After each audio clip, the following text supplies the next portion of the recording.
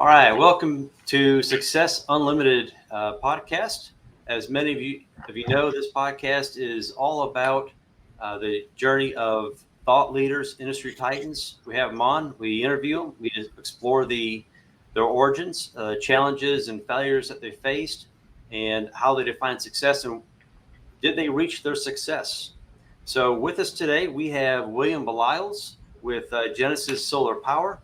And a little bit of background on William: comes from the solar industry. He's a wonderful dad of some beautiful girls, a Christian man, very honorable person. And his background started off as installing siding, and then eventually from there to operations management, and eventually landed in a leadership position of a $500 million a year solar company. But we'll get into all that. William, how are you doing today? I'm doing great, Tom. Thanks for having me. Always good to catch up with you and Tim here. It's good cold morning in Kansas right now. I can tell you that. Hey, it's good to have you, William, for sure. It's kind of cool out yesterday in South Carolina, but it's bright and sunny today. So, forgive a little bit of my jealousy here from 1,000 miles away. That's right. Well, again, thank you for your time. We'll jump right in, and if we could start. Maybe explain your background. I know you have a heritage in construction in the Midwest, and that has really played a large role in where you are in construction. But I also would like for you to eventually touch on how you came to accept Jesus, and also maybe touch on your personal life and really your origins and how you define success. So, that's a lot. That's a lot to come in. So I'll start out with a little bit more on the work side. I'm a third generation home improvement contractor. My grandfather actually was a bricklayer, and he would lay. I don't know if you guys, some of the older towns, the streets had the old pink bricks out of Indiana, Fishers, and then they came to Kansas, and he started a steel siding company. Oh, wow. And then, my father inherited the company, and they did fantastic. For me, though, I was the little brother, right? They called me Big Baby. I was the youngest and biggest of five. So I knew that if I wanted to kind of sprout my wings, I was going to have to step away. But I did start with installing siding. That's how I cut my teeth, or whatever you want to say. And I was a gopher, so I didn't have a glorious job. I picked up nails and cigarette butts, put them in a little tool pouch. So good start. Let's say I learned really quick that construction wasn't sunshine and rainbows. If I told you just a real fast, funny story, my second day on the job, they told me to quit putting the bag on the ground, because every time they take a break, I take the tool belt off. So they filled the little bag full of insulation. It was great. So I spent the better part of 3 hours pulling out that quick foam insulation, nails, and cigarette butts from there. But, you learn. So, but continuing to grow, from installs to project management, I actually found myself as an installer. I did a little bit of sales, too, after applications, being an applicator. And then I jumped into project management at the age of 21 for a roofing company, and I was over both the state of Kansas and Missouri. Loved that company, loved what I did for them. I wasn't quite as prepared for it as I thought I was going to be. At 21, I was ready to take over the world. I was Alexander in Kansas. You know what I mean? I was 10 foot tall and bulletproof. Yeah, I knew everything. I was burning bright. And I did great. But I worked really hard. I ended up taking another position after leaving there as a regional project manager. I was over 4 different states. North Carolina was one of them. And then I really took a step from there and joined forces with a great mentor of mine, a great friend. His name is Nathan Higgs. And we got together with Higgs Professional Consulting. We did a bunch of production management and labor across the country. And we helped well over 100 contractors, built thousands of jobs. It was one of the best learning curves for me, and I thoroughly loved it. In regards to work, that's actually how I came into the place in solar, and part of the uniqueness of that was I'd say one of my first humbling experiences is, siding was a big deal, but when I got into siding as a young man, vinyl siding was on its down curve. It was heading south. Hardy, LP, all those were real big. The cement siding, where my father and my grandfather had walked away from steel and aluminum and were big into vinyl. Matter of fact, their slogan was "Vinyl is final." Period. So I've heard that before. yeah, it was great. So when they adjusted and they changed and it went downward, I got in when vinyl was really, at its downtime. The 80s and 90s were big, even some in the early 2000s, but I don't think it ever recovered from that 2006 economy hit. So really jumping into roofing, and then once I was in roofing was the king.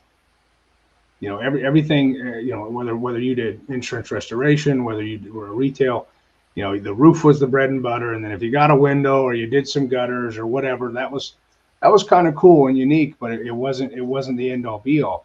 And then I got into solar, and I helped this company revamp their construction division. And at this point I was still a young man. I think I was 26. The 26 knew a whole lot more than the 21-year-old. Another position I probably should have been a little more experienced on, but one thing I knew that I would work you up under the table. I was always a hard worker. I was a 10:30, 11 o'clock at night guy. My wife would, be pulling my ears away from the desk sometimes, and I'll kind of cover that here in a second. But I worked in it. It was my first time really experiencing in the construction industry, roofing not being the breadwinner, and it affected me to the core. I was like, I don't understand. Like roofing's profitable. This. And then they showed me the solar side and the profitability over that, and I went, okay, I get it. One roof is, one solar job is 7 roofs. All right, that makes sense. And then, I fell in love with that side too. There was a lot of similarities to it, and I think there was a lot of a whole new type of passion kind of erupted in me on my work life, because there was such a disagreement between solar contractors and roofing contractors. Mm-hmm. Neither side was you're putting holes in our roofs and causing it to leak, and what do you roofing contractors know? We're saving the planet and this and that. I mean, it was nothing. And I was like, man, if only you guys knew how close you were. And so after that had left, I did some consulting afterwards. That kind of led me to forming Genesis Solar Power. And I have the privilege, the honor of having my wife, Amanda Beliles, as my partner in the company. And that kind of takes back, that's kind of like the end. I'm doing a Pulp Fiction reference here. I'm leading with the end of the movie here. But if I take you back to a little more personal stuff, I grew up with a little bit of a Napoleon complex, right? I was the youngest of 5. I have 3 sisters and 1 brother. But you were the biggest of the yes. But it didn't hit till 16, right? So taking into consideration, I think my eldest sister is 13 or 14 years older than me. So if I give my youngest sister, who's 4 years, I think 3 or 4 years older than me, if I give her any credit, I was the accident, but my mom says I was the final blessing, right? Right. So, but up until about the age of 21, really meeting Amanda, I was more atheist and agnostic. I'd say more towards the atheist side. Okay. I'd kind of recognized that there was a higher power, and there was a possibility, but there was nothing that higher power could do for me, and I couldn't do for myself. Nothing would ever beat my hard work, my determination, my dedication, and as long as I did that and I worked really hard, that I'd always be successful. Right. And let me tell you, whether you're in this industry or not, those of you guys are in this industry, you understand, this industry is the king of humbling. If I made a worse reference, it's the wild, wild west. And I trusted a lot of people and harbored a lot of anger. I think I actually carry a note right here. It's like $127,256 total has been owed to me throughout the course of my career. And that was part of that. And my wife actually really did a fantastic job being patient with me. And I think she'd always known that I was going to be like, that I would find my way there. But she knew that I was, like I said, I had that Alexander, mentality. And I would have to agree with it on my own. Nobody could force it. She did a great job taking me into a church. Conveniently, it all sounds kind of like a movie scene here. I went to this church. It was the first church she brought me to. I met this pastor. His name was Gary. I hope he sees this, and we're still friends on Facebook. He saved my life. We got together, and I beat that man. Awesome. Just every bit I could. See, I'm a thinker. I'm a studier. See, I would read books and read the Bible, and I would spend time in it, and I would literally meet this man for lunch and question him on theology. Gary. Just question him, like, well, what about this? And how about that? And I was playing checkers, and he was playing chess with me. Little did I know, you fast forward, I know we're on a time limit here, but we fast forward a little bit, and I find myself, I'm meeting this man at church on a Saturday for coffee to talk theology with. And I'm 4 or 5 months, and I'm like, am I a believer? And I'm talking to him about this. And he's like, I've been waiting for you to catch on. and you're missing some big parts to the story, but I could keep you here for 2 hours. Yeah. And ever since then, I waited. Like I said, I was a big thinker, and my story to Christ was very personal. Like I even told Amanda and Gary, like I said, I'm confessing my beliefs, but I want to learn a little bit. Right. I want to study. Like, to me, when I accepted it, I've always been, I think what made me a powerful leader and a great doer and has put me in a lot of good positions is I found myself in the ability to research. I always wanted to be like everyone. What's that old analogy? Like, if you're the smartest person in the room, you're in the wrong room. See, I kind of modified it. I thrive. I desired to be the smartest person in the room. And then when I wanted to go find a different room. Right. So I spent time reading on the Roman Empire, reading on Nero, spending a bunch of time just going through what did Jesus eat in a day? I just wanted to know things. And then Amanda, my wife's uncle, is actually a pastor in North Carolina. He's a Pentecostal pastor in Wilmington. And I had a lot of great conversations with him. We all get together once a year. I would, even though I was a believer, I would still question him because there were things that I didn't, even last year I was asking him questions on the 7 trumpets.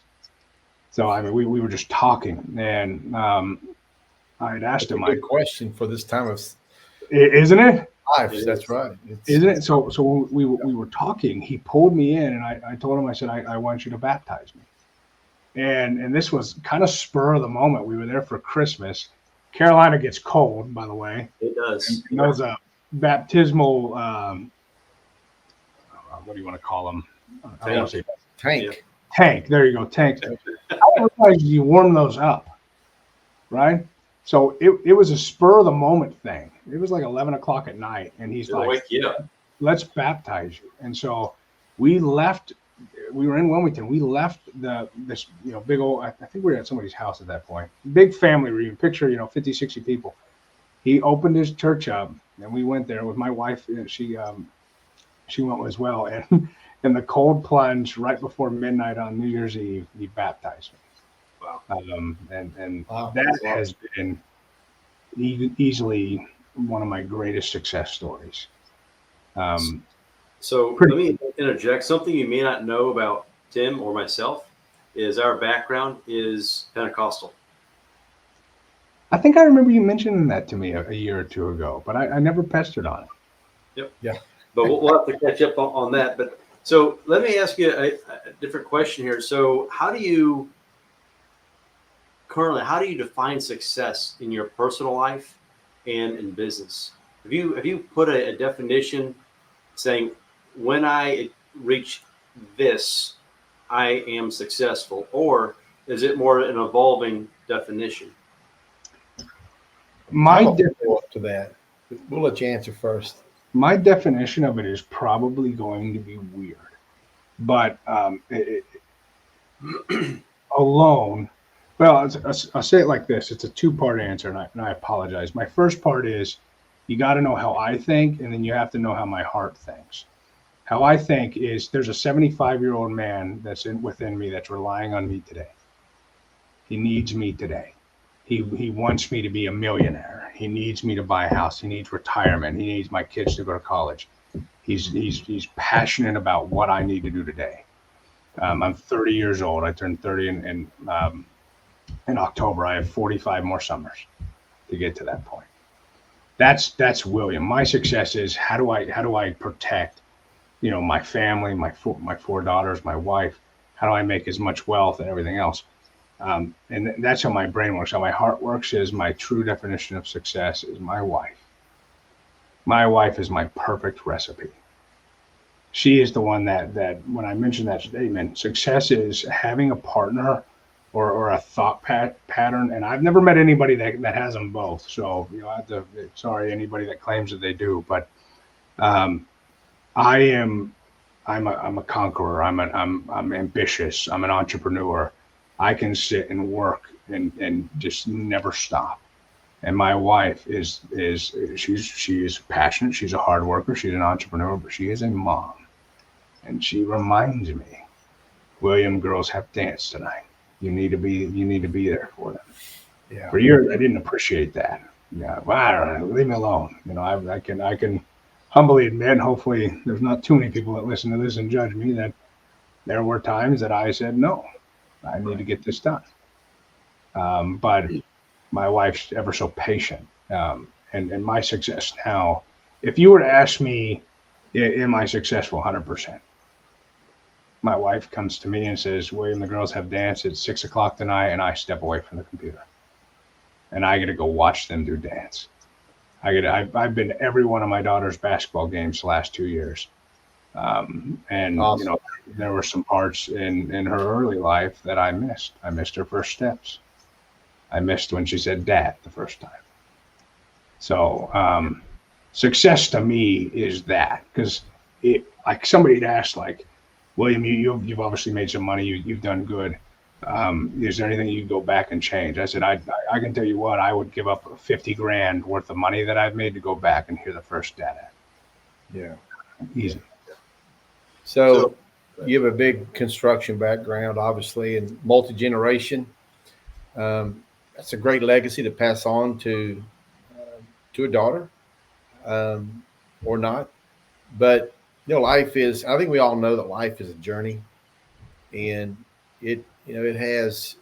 We don't know what the day holds, what tomorrow holds, but we're in the moment, and we're on a journey. Of course, you talked about your coming into your faith. Ambition is it's kind of a loaded word, and you kind of thank you for being so transparent. So, how has your ambition, or has it changed? Have you tweaked it this year? Have you tweaked it in the last 5 years? Maybe kind of speak to that if you could. Yeah. So my ambition it's changed. It's grown a lot. 5 years ago, I just wanted to be a regional project manager and be great. Where now I make this joke internally in my house, or if I could figure out how to put solar on the moon, I will. But ambitiously, you'd kind of mentioned it. There's legacy, generational legacy is what I call it. And for me, it's about setting up a foundation so that my ambition grows, and that I can be successful, and not just for my kids, because that wouldn't be fully the truth. I'm a human. I have goals. There's things that I want to do, Sure. that I want to do with my wife. We took our first vacation to Hawaii. Funny enough that I'm wearing the hat in October, first time without kids since 2016. Congratulations. Um, and everyone's like, "You're not taking the kids?" No, it's been 5-6 years. I want to go be with my wife, my best friend. But for us, it's like I want to be able to ambitiously achieve all my goals, and set myself up and let me enjoy that I'm trying to hit. But what's changed is how do I do that and still set up enough to where my kids can, whether they want to take on the legacy, Right. whether they want to follow Sure. mom's family, which they're all healthcare professionals, or underwater basket weaving, whatever that looks like to them. I want to be the dad that buys that basket that they weave underwater. Okay. Yeah. Well, we just did a podcast, and it was going from a convict to CEO, and the challenges as a conflict he faced, the challenges he faced. Everyone's stories is a little bit they're different, they're unique. With your background, what advice, if you had to give one or two pieces of advice to an aspiring CEO, it doesn't have to be in solar, but what would you say to that person that might be struggling with maybe a similar journey to as yourself? Man, I keep 3 pieces of advice for people that I consult with and I talk to. So this is a good question. First one is slow down. Do not rush it. Know what you're doing. Don't rush what exactly? Don't jump into entrepreneurship. I know that sounds controversial, but get experienced. There's a lot of things to the word slow down, and it really goes along with my second one. But if I tied them in together, like, don't trust everyone. And I know that sounds bad, but not everyone is looking out for you. There have been people in this industry that have reached their hand out and have I'm going to make a controversial statement here, and I apologize, Tim and Tom, but of the $127,000 owed to me, most of that is by men with more crosses on their walls than I have in my house. Yeah. Not everybody is who you think they are. That's right. Yeah. Pray on things, sit on things, slow down. It's okay before you jump in. Get experience. Because at 21, Tom, I thought that I was ready to be an entrepreneur. See, I'd been groomed by my father, my grandfather, my brother. I'd been installing siding at that point for 7 years. I was ready to go. And now at 30, I look back and I'm like, man, I still have a lot more to learn at 30. And William at 30 and William at 21 are 2 different individuals. Absolutely. The third thing is hire slow. Hire slow. I know everyone says fire fast, but I don't even believe in that. Hire slow. Hire Spend slow. time. Good. Excellent. Yeah. Spend time. Right. So with that, do you have a person, two persons? Who do you bounce? Who is your sounding board? I'm sure Amanda is some of that, but is there someone in that where you came from that is tried and true and that you recognize? Man, and that is hard to pick a couple people, but there are some definite people in this industry that I rely on, and I bounce things off as equals. I'll give, Amanda's a given, so I won't mention her, right? That's right. My older brother Stevie has been a real easy voice to talk to. Good. And Tom, actually, you and I have shared several great conversations of visions in the industry. David Summerly, Nathan Higgs, Mike the Hammer, all individuals that I've had privilege of talking to at different seasons of what I need to bounce ideas off, and that's been unique for me. Is before I had some individuals where I'd only go to one person, right? But now it's there is no one hat, right? So yes, some of those guys are fantastic at what they do, and I will tell you the best part about it is they're all very they keep our conversations confidential, and even if my idea is crazy or outlandish, they always respect me as a man, and I love that. Right. The It's important. You mentioned that one piece of advice you gave is don't trust everyone. So, what are some things that, if someone is looking for that mentorship or they're looking for even someone to bring on their company, what are some things that you would look for that would say, okay, I think I can trust this person? Or the converse of that is, I'm seeing some red flags. Maybe what are some red flags? I prefer the positive approach of seeing things to look for that would say, okay, I think I can trust this person.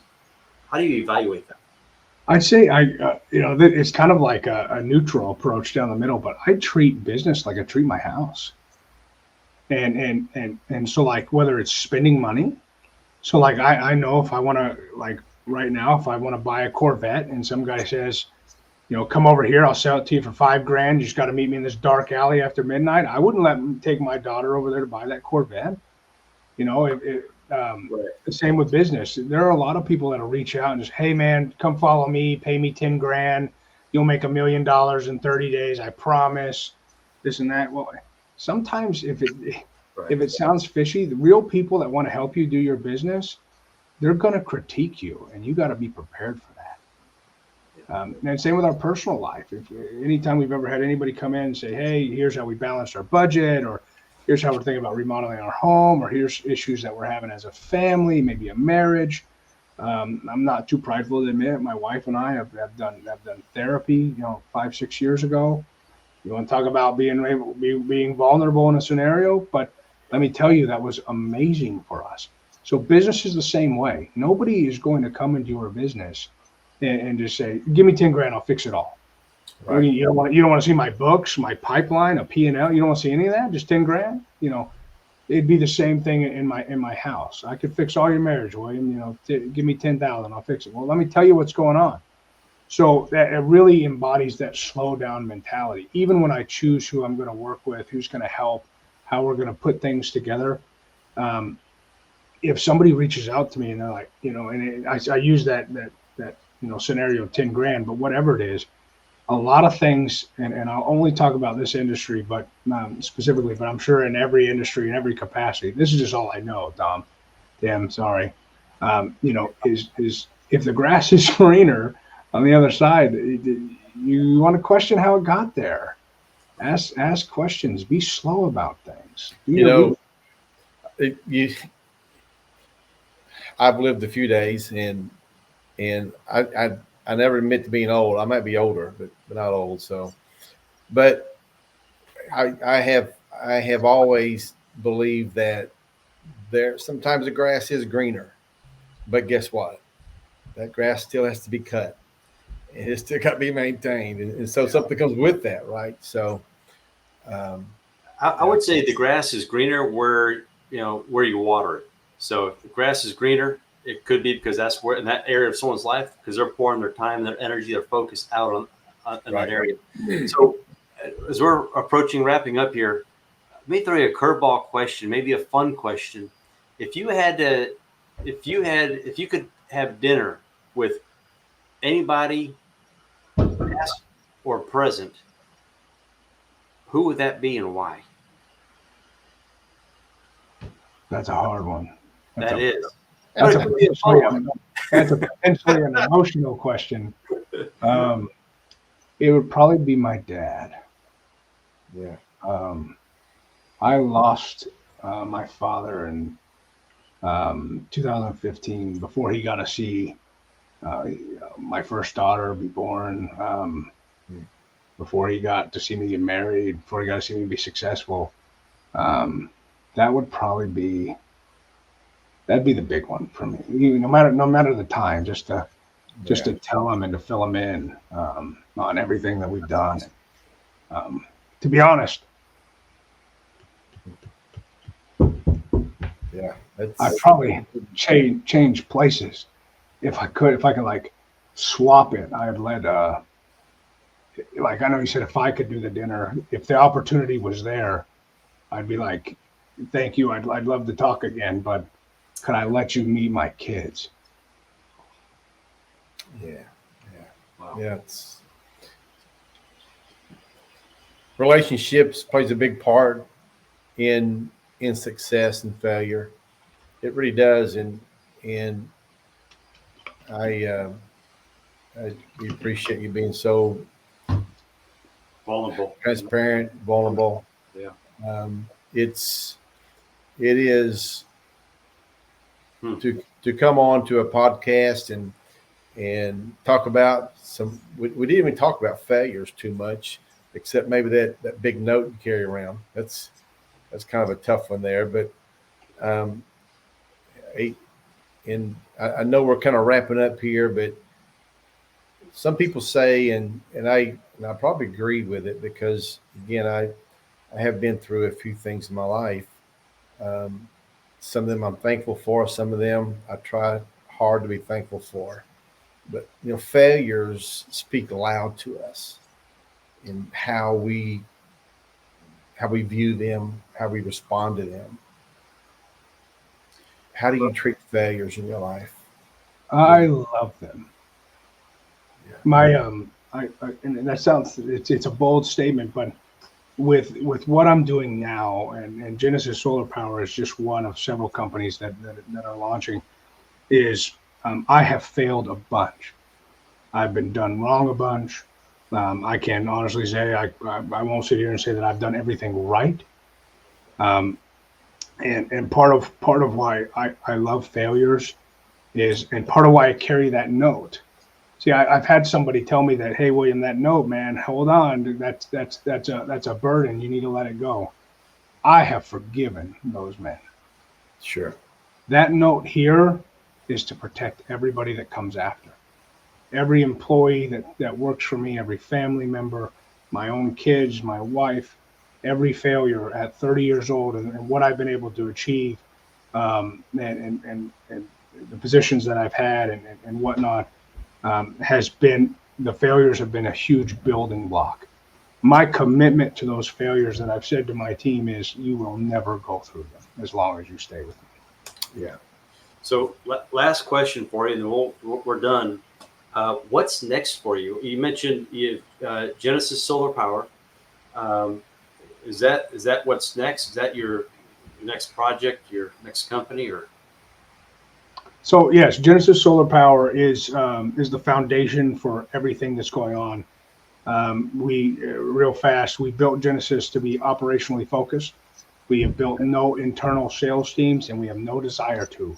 Its whole purpose as Genesis Solar Power is to be an operational hub to allow solar dealers to install through it, so that they can do what they do best and we can do what we do best. I have a goal of being a top 10 installation company in the next 5 years, and I plan on hitting that. But the bigger part is there are a couple businesses coming up that have some partnerships with some other senior level executives that have helped, myself included, several Fortune 500 companies sell and go public.